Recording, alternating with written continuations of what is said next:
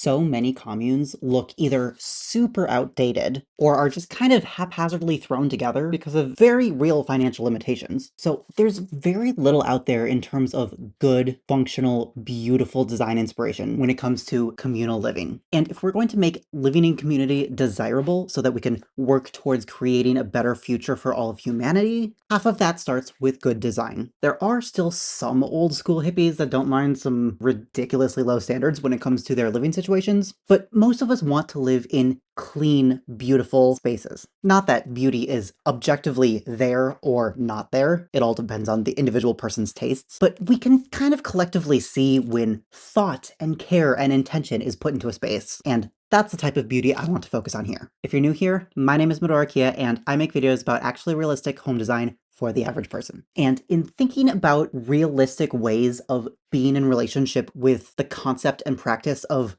home as we collectively head into the future, part of that definitely includes communal models of living. Living in community can look like and mean lots of different things to lots of different people. So before we get into the pretty aesthetic design stuff, I do think it's important to mention that with the rise of people having escape fantasies from what has objectively become a much harsher world for most of us to live in, this type of environment is the perfect breeding ground for cults, or more specifically, cult-like behavior. Please don't sue me. It's become really common to have this dream of living off-grid with a community out in nature. Trust me, I have that dream too. And also, the literal, physical, geographical isolation of so many of these places objectively makes it easier to manipulate and abuse people who are desperate. I won't spend too much time talking about this, but I feel like it is important to say a bit about how cult-like behavior can start, because any type of toxic or abusive relationship, whether it's one-on-one in a domestic setting or on a much larger communal scale, it quite literally has the power to destroy your life. And if you are one of those people who feels like you are too smart to get caught up in a cult or an abusive relationship, you are the one who needs this education the most. And I speak from personal experience of both A, thinking that I was too smart for it to happen to me, and B, getting trapped in an abusive relationship that felt impossible to get out of by the time I realized things were bad. I won't go into the specifics of that relationship, but the two things that got me out of it were education and community. I really didn't have a ton of in-depth education before this, aside from watching a few documentaries about specific cults and maybe a few videos about healthy versus abusive relationships, but I did know enough to know that if everyone around you is saying that it's abusive, it's probably abusive, and you need to get out of there. And that leads me to the second important part, which is community. In the lead up to my abusive relationship, I had recently moved 1,000 miles away from anyone and everything I had ever known. And on top of that, the first couple years I was there, I lived in a rural area an hour away from the city without a reliable car. So I was quite literally very isolated. Plus, I was also ridiculously poor, living paycheck to paycheck, no emergency fund, no buffer. So it really was a perfect storm of everything coming together in the worst possible way. Now, I don't say all this so you can feel bad for me. I've processed, I've healed, I've integrated, I've reconnected with people who actually love and support and care about me. I say this because even if it'll only help one person leave or avoid a toxic situation, it's worth it. So if you're in any type of relationship, whether that's romantic, familial, a business relationship, a community relationship, a mentorship, anything like that. If you feel like you are constantly walking on eggshells, or if you find yourself subconsciously avoiding the other person, or if you don't feel like you can say no, or if they say something's fine, but then completely blow up about it a week later, or if you're financially dependent on them out of desperation, or if they make you feel like their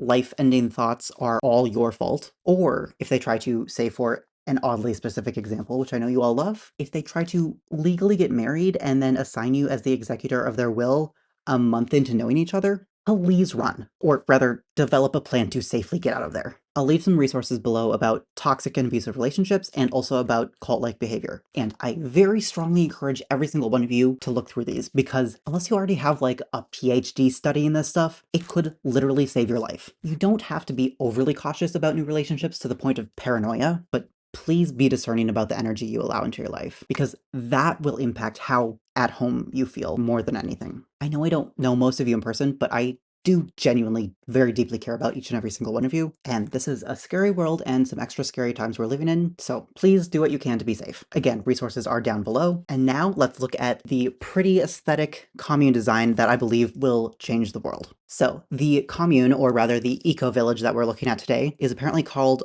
𝘥𝘪𝘥𝘪𝘥. I'll put the link for them up here. I don't know anything about them beyond this video, so I am not calling them a cult by any means, but they are living in a communal model of living, and I'm genuinely really excited to see some beautiful but also still relatively realistic design in terms of the architecture and the decisions that they've made in utilizing the space. To start out, I love their logo. I love the font. It's something about it feels very like earthy and primitive in a way that like I feel like most of us are disconnected from, but also something about it feels a little bit like luxurious in a certain way, and I don't know how to fully describe it, but that's maybe just me being a nerd about logo design. Which is more or less what I went to school for. From what I'm gathering, it sounds like they have bought this place that was recently renovated, like there were some old buildings there, and the previous owners renovated them, made them all nice and usable, and so it sounds like they didn't have to do too much work, which makes me think that they probably spent a lot of money on this property. But I don't remember if they talked about money at all here, aside from the like $200 a month they each pay, which is virtually nothing as far as rent goes, so I'm curious if they'll talk about that at all anymore. Okay, this first little building we're coming to is kind of like a little shepherd's hut type of home. I love this oval window with the rounded countertop. That's such a unique detail that like you're not gonna find in any average home build. And like the little burners are kind of off at an angle and the sink is round and in the corner, like there's just a flow to it that's really neat. And usually I would say that this is maybe a little too much wood in a space, but I think in this small of a space, it really helps to only use one color or one material because it kind of like visually expands the space because you don't have like different high contrast things breaking up your line of sight. It feels like it goes on further than it actually does. I also love this idea of creating spaces that aren't considered buildings necessarily. They aren't something that needs to go through the building code. There can be a lot more creativity around like how you use the space. And I feel like this geodesic dome is a really great example of that. It could very easily be a gathering space. You could put one of those covers on top. You could like use this as a lattice to grow vines up and like have this sheltered area. There's a lot you could do with something like this. I really love the way that they've done a lot of the landscaping here. Like they've got this bamboo for privacy, and I have heard it is very invasive and tends to spread a lot. So definitely do your research before planting anything in your area, but it's great for shade and privacy. And I really love how natural this little area feels with all the grasses kind of built up on a dome. I really don't know anywhere near as much as I would like to about outdoor design and landscaping and stuff like that, but I love the variation in rock sizes. There's something about it that feels very natural, but also very intentional in a way. There's like a natural beauty to it, I think, anyways. I do really love the garden here. I'm guessing this fence has been here for a long time because it looks like it has aged. I love the little shapes that have been cut out on the tops of the fence pieces to like give some interest. It feels very like modern folk to me. And I love the little hand-painted signs that say l'amour in action. Love in action. Because that really is the whole point of community, right? We're just practicing loving each other the best we know how to. And that's about it. I also really love how the ivy and the jasmine are kind of growing up on the fence posts and making this like secret garden entrance. That's so cute. And again, it doesn't really cost any extra money. You just have to train things to climb up existing structures and essentially just work with the nature rather than against the nature, because we are nature and all of that. I do also really love this wall tent as another temporary living situation for people. A lot of wall tents come with metal structures that you can kind of just put together, but a lot of them also do include the option for you to make your own structure out of wood or something like this, which I personally find much more enjoyable to look at. And then you can just like attach the tent fabric to the structure you've made, which is just such a fun little concept. I love the deck out front. I love the potted plant out front. It's these little things that make a space like this so much more enjoyable. They also have this natural swimming pool, which just screams luxury resort to me. Like it's so beautiful. The flagstone in there, it feels natural. The loungers that they have also feel, based on what little I can see of them, it feels very, very natural. It looks like they're made out of wood or something. They're not just like the cheapest thing you can buy from Costco, which I love Costco, don't get me wrong. I am thinking of doing a designer approved Costco video soon, so let me know if you're interested in that. But again, it's a lot of it is the landscaping around here. We've got all of these different variations and sizes of rocks. We've got some different bushes. We've got different grasses. We've got this little dock thingy that you could, I don't know, sit on or jump off of, probably. Okay, this bamboo, apparently he said, is not only for shade and privacy, but it's also for construction, which is a fantastic use of it. So much more sustainable than wood. It grows really quickly. It's technically a grass. It's very strong. It's easy to replenish. And they've made this really cool structure, kind of like the geodesic dome, that you can take it up and put it down very quickly, he said, in about 20 minutes. And again, it's just such a creative way of engaging with the concept of space. You can really create your own space where there was nothing. Like, empty blank canvas, you could create a gathering space with some sort of structure like this. And I especially love that they used materials that they had on the land, rather than like buying some lumber from Home Depot or something. This is the prettiest sauna I have ever seen in my life. Or sauna, as you're supposed to say it, I believe. It's so cute with the gabled roof and the shingles and the like little door and the like log cabin vibe. It's just adorable. I love the hexagon window. I love the little piece of art that's hanging just inside the door as just like a nice little pleasant greeting to the space. I think one of my favorite parts about this whole entire commune and like the architecture of it are these roofs. This is such a stunning shot of them too. They're so beautiful. And I just am so inspired by ways of doing things that are rooted in the land and just work. They're simple, they're effective, and they last for centuries with virtually no maintenance, like these roofs. And on top of all that, they are beautiful. Like, objectively, hands down, they're more beautiful than shingles, they're more beautiful than metal roofs. They're just stunning. We've got this random B-roll shot of the inside of one of the buildings that has no explanation with it. But I think it's a really beautiful example of how shorter ceilings can feel very cozy. The space doesn't even feel particularly designed, but there's something about it that is just inherently beautiful. I don't think that this yellow color is necessarily the best color to go with the tiles on the floor, but that could very easily be fixed. Aww. Quick shout out to 𝘥𝘪𝘴𝘪, who literally just now pledged on Patreon. So this is a great opportunity to say I do have a Patreon where we do monthly community calls where we like collectively brainstorm for each other's spaces and help each other with like little problem areas, or if we need some help thinking of more ideas for what we could do with a particular space or something like that. And it's a lot of fun, and apparently people are interested, and any tier will get you access to those community calls.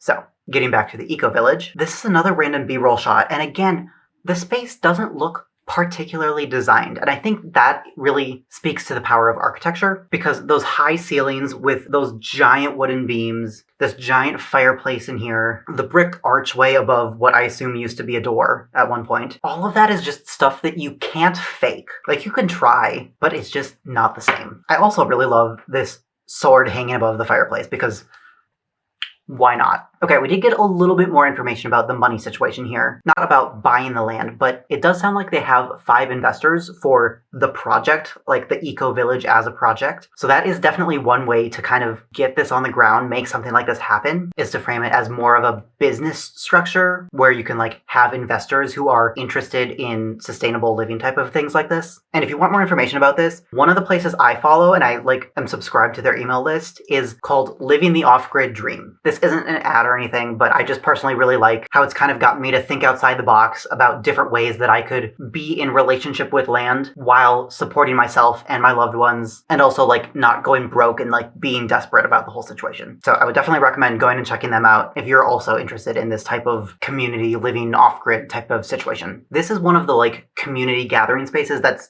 inside, that's like actually in a building. And I love seeing this. Again, it's just an interesting use of space. There's no furniture in here essentially, so you can kind of like use it for whatever you need. There's these giant windows that open, good for airflow. You've got a TV and like a writing pad. You've got a little storage space in the corner with like cushions and whatever else you need to sit on the floor and stuff like that. Oh, as much as I do want to promote sitting on the floor and working on the floor and like decentralizing furniture from our daily lives, it would also make it a lot more accessible if there were some like nice armchairs or something, because not everyone can sit on the floor. So I'd be curious to see what the rest of this room looks like. Although I imagine their main intention with this was to like leave it open and flexible and as like a general multi-purpose room space. This is such a cute space. Oh, I forgot about this room. I'm not fully sure what's happening here, but it looks like it's an art studio. I love that there's like a comfy couch seating area. I love that there's a dining table type seating area. I love that there's storage and different workplaces around the edge of the room for creating things. I love the big windows and all of the wood on the ceiling and everything like that. I specifically love how it's very obviously just the exposed wood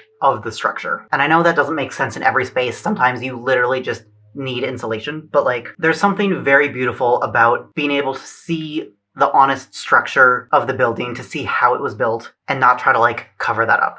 I do really love the outdoor like seating dining option. It looks like they focused their money on some like really good, strong, comfortable chairs, which as a person with a large badonk, I appreciate. And then it looks like a lot of their tables are just simple folding tables. They're kind of mismatched. There's a couple that are matching, but like not all of them are. And while in some contexts that might annoy me a little, I think in this context, because of the way they've done it, it doesn't bug me. You've got wood, you've got a color, and you've got white. And those are the table options. And so nothing really like clashes with each other. So not mad at it. Again, just the power of architecture. This beautiful old building.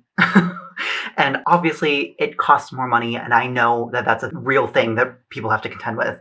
And sometimes you just need a roof over your head. So I don't want to focus completely on the aesthetics, but I do really love the idea of using what already exists and just making it your own. I love seeing these little glimpses into spaces that are functional. This is clearly like the laundry room, and also just like a functional room in general, because they've got this like bulletin board. I think there's a better close-up of this bulletin board later, but I think this is either the schedule or like tasks.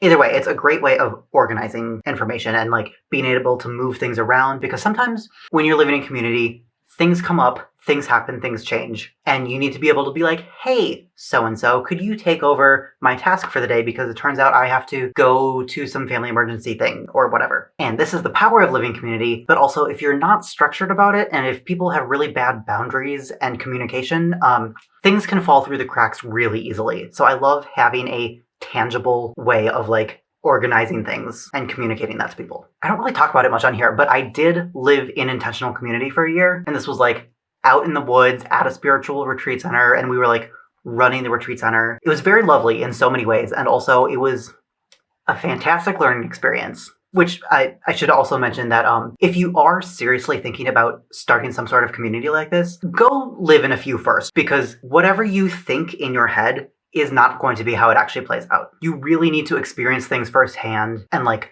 build up the skill of living in community before you go start a dedicated community. It takes a lot of work, it involves a lot of growth, but like it is just a skill that can be learned. And I personally think it's a skill that we all need to do a little bit more of learning, regardless of what our living situation is. I hope we get a better shot of this kitchen because I want to see more of it. I think it's also important to note that this guy who was just talking about looking for things he wants in his lifestyle and like trying to find a type of living situation where he could have everything he wants out of his lifestyle. And I do think it's very important to note that just because someone's living in some off-grid hippie commune where they're like in tune with nature and whatever, doesn't mean that they're any better than someone living in a city in like the concrete jungle and all of that. You can build community anywhere, and also different people want different things out of their lives. So just figure out what you want and plan your life accordingly. Apparently these original buildings date from the 13th century. So obviously, that level of beautiful, well-designed architecture is not going to be available everywhere, but that's not to say that we can't draw inspiration from it and kind of like bring that into our own spaces. One of the reasons I think this place is not a cult is because this guy very specifically says that it's very important that each individual person has their own space and their own autonomy, and also you still have the infrastructure to like come together as community. But like having your own space is very important. So this is the narrator's own personal space. And again, there's something about it where like it doesn't feel particularly designed, but it still feels beautiful. Are all of these choices that I would have made? Probably not. Everything's a little too whitewashed for me, but there is still an inherent beauty to the space. I also think it's really interesting to see how normal people live in this space. Like it's such a beautiful space, and also nothing is perfectly styled. Things are out on the table. Things are being used, right? It's a normal home, just like any other home. And I think that sometimes we just have to like accept our living situation a little bit more than we want to. And instead of focusing on the parts that we're not quite as fond of, say for example, this pale green that thankfully my girlfriend is on board with painting over, and instead focus on the beautiful parts, like this sheer amount of windows that are up here. So I feel like a lot of times it is also kind of just a matter of perspective. And that has personally done me a lot of good to switch from a perspective where I was always focusing on the negative things to a mindset where I was actually just focusing on the beautiful things. That's not to say I couldn't acknowledge the negative things, but putting your time and energy and emotion into the beautiful things has been much more productive for me personally.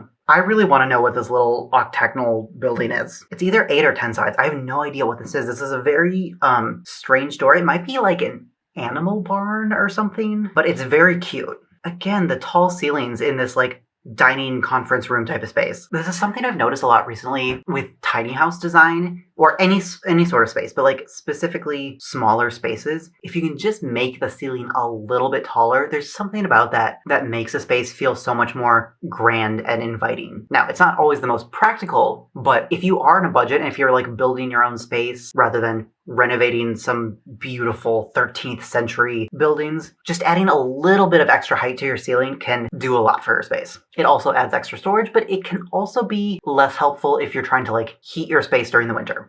So try to take things into consideration, but as someone who has lived off-grid before, there will always be things you forget. So don't think that a space has to be perfectly designed for you to like start living there. To a certain extent, you kind of just have to like jump into it and go for it and learn from experience. Okay, so here's a close-up of that bulletin board that we were looking at earlier. It's less scheduling and more who's in charge of what specific things. And I think this is just a really fascinating way of going about this. And I love that they've put some intention into like the font that they're handwriting this in, and the colors that are being used, and the string that's placed in a perfect grid. It's details like this that like aren't expensive at all, but it just shows that you've put some thought and some care into it. Anyways, I'm really excited and enthralled by this way of organizing tasks, because the way that I did it when I was in community, I wasn't in charge of the scheduling, but we had a literal schedule of like, this person puts firewood in the furnace on this morning, and this person puts firewood in the furnace on this morning. And like for every single task of the day, everything was different. And I'm getting a lot of inspiration seeing how people can like kind of just pick and choose what different tasks they want, but like still while making sure that everything is getting done. So yeah, I think it's important to look at like little details like this if you are seriously, genuinely very interested in some sort of communal lifestyle like this. This is where these skills come in handy. Okay, here's a better view of the kitchen. I know we've kind of had the open shelving trend like forced down our throats recently,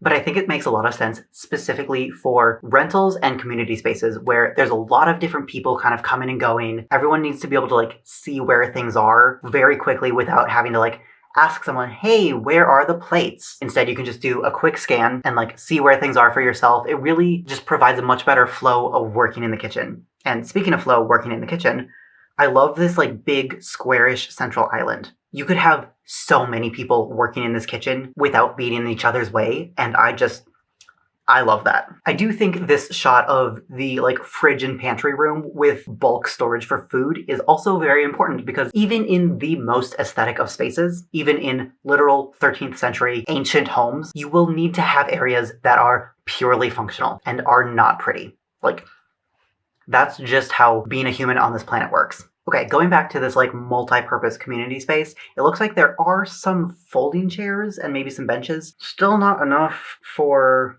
what I would like to see in terms of accessibility, but again, it looks like they are prioritizing flexibility with the space. So that is their choice. But if any of you are seriously planning on community stuff, we really kind of have to plan for many different experiences to enter the space, and so having accessible seating is definitely part of that. So again, like I said earlier, the whole entire reason I think this particular eco-village has the power to change the world, like I said so clickbaitily, is because design has the power to inspire people and to draw people in. Very few people are going to want to do off-grid community lifestyles if it looks like this. So I think just encouraging good design will help change the world. Again, if you'd like to get access to those community calls over on Patreon, go to patreon.com/medora_𝘰. If you'd like to win a makeover while I go on tour this summer, the link is down below. And if you'd like to work with me one-on-one, go to medora_𝘰.com. Bye.